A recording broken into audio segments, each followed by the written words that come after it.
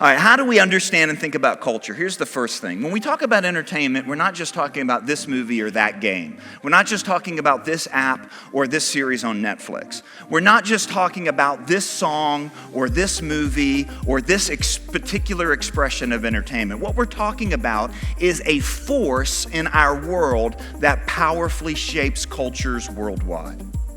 So not only does technology influence the brain, but how many of you would agree with me that technology has influenced our hearts? Now, the heart is finished. I'm not saying that you get another ventricle, but let me ask you a very simple question that's not painful.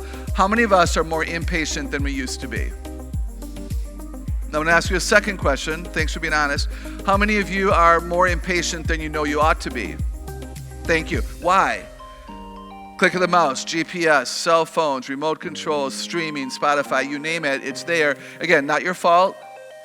You're not a bad person. It is what it is, but we have to own it. Amen? We have to own it. Just grow up. I love saying to people, just grow up.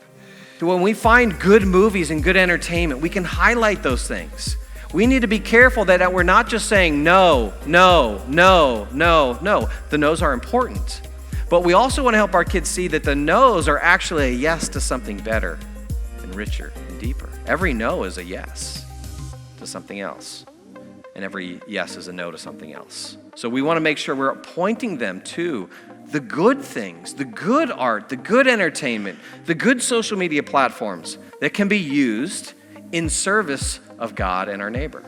39% say looking at other people's posts often make me feel bad about the lack of excitement in my own life. I don't know if you've ever had this experiment. You kind of get up and you make the mistake of looking at one of your social media platforms and you realize that people have already been to Disney World, climbed Mount Everest, grown their own wheat, baked their own bread, and you've made it to the bathroom to brush your teeth and you're like, yes, this is great. And you feel like you get in this comparison game, right? In this trap, and it's exhausting.